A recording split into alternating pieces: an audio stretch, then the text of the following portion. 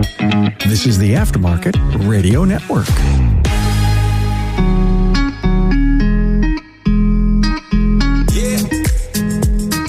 Welcome to another episode of Speak Up Effective Communication, the show on the Aftermarket Radio Network, focusing our attention on our communication and leadership skills. And in our episode today, it's how we talk about money. Yes, if I think back on my earliest time, my career as a service advisor, my closing interactions with clients on occasion felt somewhat awkward when we got to the part where we're taking payment. It was not awkward because the business component of the job is somehow wrong or weird. It isn't awkward because I felt sorry for them just due to the high cost of transmission work. I actually did feel sorry for pretty much everybody. It was very expensive even 15 years ago when I was starting out, 20 years ago, really. It was awkward because when you're having a great conversation, shifting into talk about money is sometimes really stupidly awkward, and that's okay. It's pretty normal for that to be the case, but sometimes we make it even more awkward by not communicating well about the way we can actually receive payments and services in our business, and that makes things a little more challenging. That is why in today's episode, we're talking about how we talk about money. The word of the day today is parsimonious, and I will explain that word. One of my favorites, really. I might have used it before. I don't know. I think we're good. We'll explain that word after we hear a word from our sponsors. Did you know the Institute helps shop owners scale to multiple locations? We're the solution for building productivity, profitability, and growth. Learn more at wearetheinstitute.com/business-assessment. AutoFlow is your partner in technology. With AutoFlow, enhance your client interactions in a single thread before, during, and after the visit. To see how AutoFlow makes it simple, visit AutoFlow.com. Your trusted companion, ShopDog Marketing, is right by your side, attracting the best customers and building long-term growth. Call ShopDog Marketing today or visit ShopDogMarketing.com. Supercharge your auto shop with Inbound, AI-powered communication analytics and phone service for your professional shops. Visit callinbound.com. Are you tired of juggling multiple tools to manage your auto repair shop? Say goodbye to the chaos and hello to streamlined efficiency with AutoLeap, the #1 all-in-one auto repair shop management software. With AutoLeap, you can sell more, save precious time, and delight your customers with every interaction. And thank you so much to our sponsors who make this show possible. And the word of the day is parsimonious. And it's not only an adjective, it's a euphemism for someone who is cheap. It means unwilling to spend money or use resources, stingy, frugal, cheap. Now, I think it's a good word for the topic today because some of you are really parsimonious, particularly when it comes to credit card processing fees. Okay. Processing fees are a thing. I feel like every business owner in the world agrees on this. Credit card fees suck. That's all right. There are a few extreme reactions I see to this that are a little alarming, I think, because we shift that frustration into the responsibility in the realm of our customer.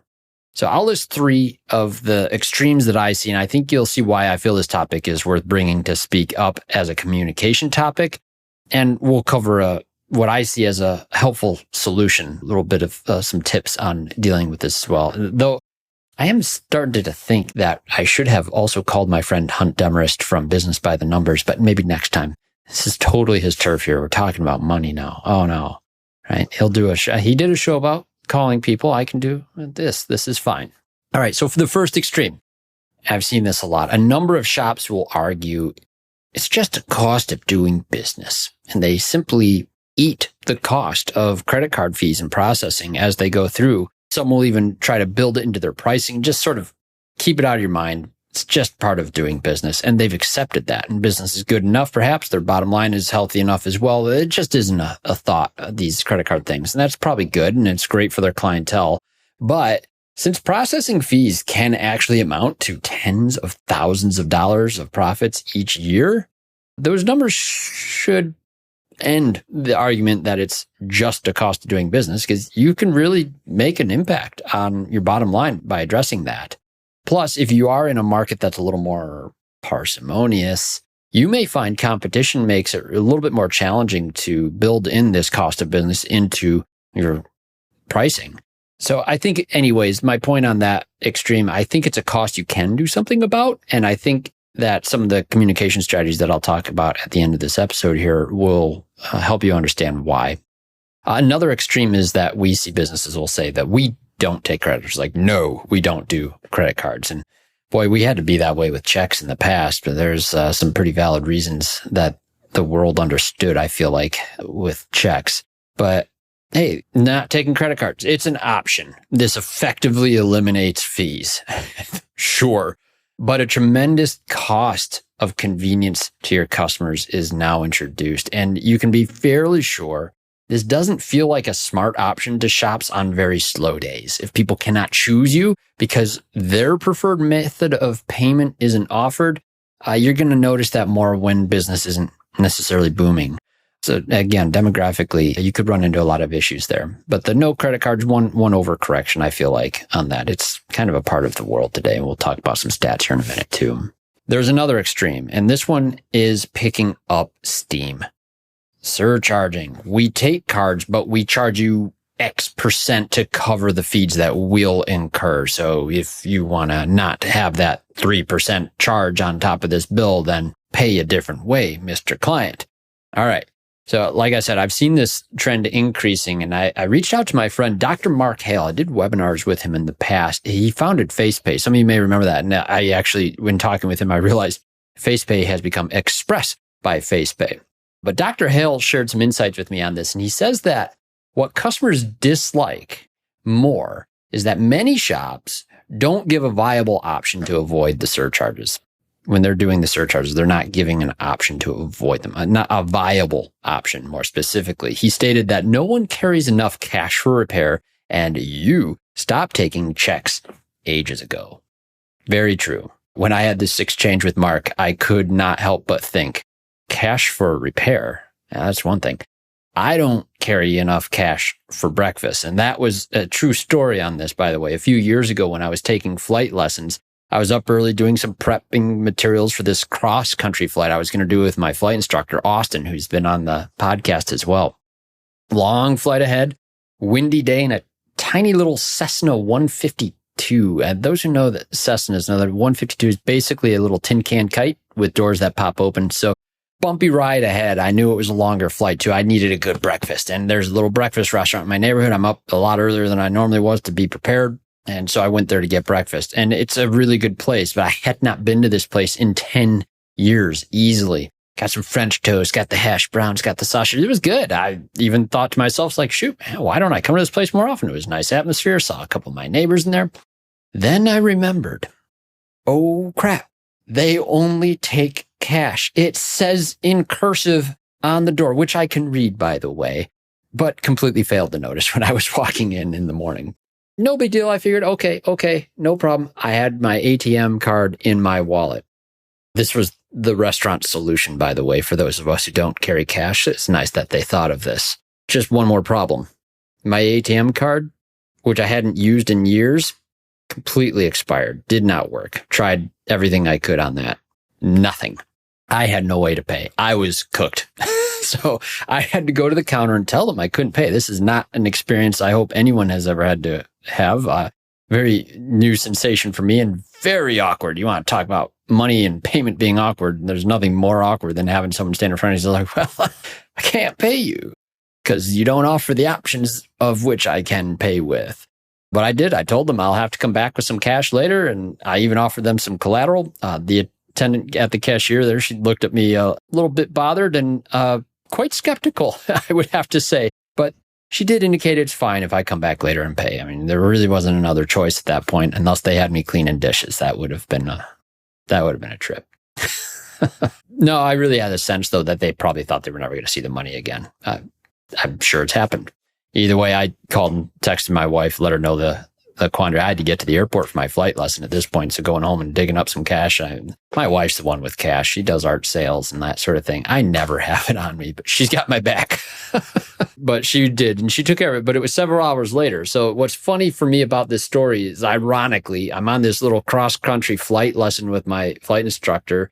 The destination was an airport over in Owasso, Michigan. I'm holding up my map on the camera here. It's from Grand Rapids to Owasso. It's straight across the Palm area, kind of.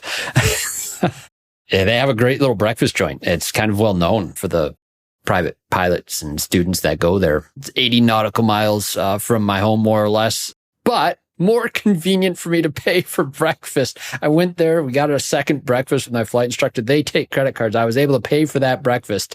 No problem. It was just in my mind, this picture of the irony of convenience that I could hop in a tiny little plane, learning how to navigate and all these bumpy active pilot controls you got to do on a windy day in a little plane.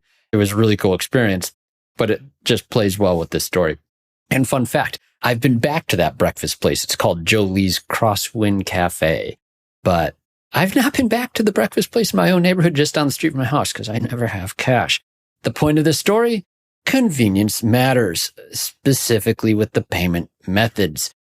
It's also more common now than ever, and increasingly the case, that people are not carrying alternate methods of payment with them. Just to give you a quick rundown of statistics on this, I thought this was interesting. As I was planning this discussion, I looked this up, and credit cards account for roughly 35% of all payments now. Interesting to know. And this is across the United States. Cash is used in approximately 14% of all payments. Very low. Okay.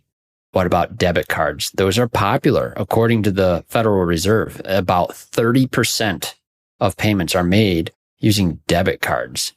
The other methods, including ACH, transfers, checks, and some other methods, likely with apps, are making up the other 21%. So debit cards combined with those other methods, 30 plus 21%, a little over half of the potential card transactions that occur, or payment transactions that occur, do include some sort of debit banking card type of thing, or ACH transfer, checks, or other things. That's interesting because I thought it'd be higher on credit cards. And gosh, we see all these other pay in partial installment options on just about everything now. I think even Uber Eats allows you to pay for things in small payments instead of the whole meal. It's like, yeah, that's really frustrating, knowing the kind of debt load that our public is facing. Stop stressing over your business. You deserve a good night's sleep. The Institute's coaching helps you achieve success and financial peace. Learn more at wearetheinstitute.com/business-assessment. Hey friends, as you know, I'm a proud member of the AutoFlow team, and let me tell you, we've changed how business is done for auto shops everywhere. We support your client experience before, during, and after the work is done. Imagine this: timely updates sent directly to your clients, branded digital vehicle inspections, and seamless communication from start to finish. That's why shops love AutoFlow. And hey, with those 5-star reviews rolling in, you'll wonder how you ever managed without us. Take an important next step and take your auto shop to the next level. Visit www.autoflow.com. Get on board with an AutoFlow trial. Want to see your auto repair shop thrive? Are you looking to drive more customers to your auto repair shop? Let ShopDog Marketing be your guide. Our customer-first approach, combined with AI-driven creative content, ensures top rankings. Dominate mobile first and voice search with our specialized expertise. Reach out to ShopDog Marketing today and start growing your business. Don't miss out on this chance to boost your business. Visit shopdogmarketing.com. Inbound has exclusively served independent auto repair shops with expert communication solutions for years. Our robust VoIP platform ensures you stay connected while our industry-leading AI analytics take your business to the next level. We provide the tools you need to understand your customers and optimize every interaction. Choose Inbound for proven expertise and unmatched innovation. Visit callinbound.com and discover the difference we can make. So why does this matter? Well, I think this is important, and this is where I wanted to bring this topic together. The solution for any business then is really just to change how we are communicating regarding the options for how transactions are going to occur with us. And I don't think that a good form of communication is making it the customer's problem and confronting with them, especially at that moment of the transaction. This should be handled at a different time. So this means talking about those payment options that you do have and the benefits of them. You can guide them to options that are more mutually beneficial for you and them by discussing those things. And when I've done this, I've worked personally with Dr. Hale with multiple clients. We've shared clients in the past between FacePay, Express by FacePay, and AutoFlow. And just a simple text message and a status explaining the option or providing the link to go and attach your banking app. If anyone who's used Zelle or some of these other things, it's very simple. It's just a simple click through thing. But a simple strategy is just having that text message go out long before you even get to that servicing part of the visit, even before that sales conversation. You can start to establish some expectations about how business goes. I can assure you that at my breakfast restaurant experience, if I had some other tip from someone like the server, so by the way, we are cash free, like saying that would be great because it would have probably changed whether I even ordered anything at all. And that's probably the case for some clients, certainly for repairs. And these are not planned things, just like my breakfast wasn't planned. But Mark can tell you, Dr. Hale, he can tell you that just by providing some additional options for even those other types of ACH transfers, a lot of people go for that. And you can cut credit card bills in half so that surcharging doesn't even become necessary. And this is important. I think in all of this, no matter how bad fees are, when it comes to money and talking about money, we must always be communicating from a position aimed at providing good service, not presenting new barriers, and certainly not relying on passive signage on a door. And doubly so with cursive. The young generation, I hear, they can't read it, even if they do notice it. But hey, you've got to put your customer hat on in this case. Pay attention to how much happier you are when a business makes things easy for you. We talk a lot about customer success, and I've done the episode recently where we were talking about the J.D. Power, what they were saying about customer satisfaction. And I remember it was actually, it's probably been about 2 or 3 years ago. I was doing a conversation with Dr. Hale, and he brings up an important point that it is actually a convenience will dictate whether a customer returns to do business with you even more than just other things like delighters and satisfaction elements. So I always break that back down and think convenience is delightful. So we do need to look at both things. I think we're at a point right now too. Convenience, there's another thing. There's a fourth extreme, and I'll mention it here because I run into this a lot. And it's a little bit more in a different direction. It's a little bit of a caveat for you service advisors out there as well. Text to pay. I think it's an interesting conversation. It's a service that I also support and provide in my professional day to day. And I get tons of questions on it. People think it's a very secure form of payment. And when they hear the word secure, they don't realize that what was being communicated by payment vendors that do that sort of thing, secure means that the data being transferred is not getting stolen. Shop owners hear secure, and the word that they hear is payment secure. And great, except for you have to realize like text to pay transactions, those are card not present transactions, CNP transactions, just like any other online purchase. There's no online merchant out there that can actually prove that the individual who did the ordering is the individual who provided that information with the credit card. And I see this mistake happen in a lot of shops too, where it wasn't discussed on who's going to be paying the bill earlier in the visit. And you have an invoice made out to the person who's been making a lot of decisions, but they aren't the person who's going to be paying.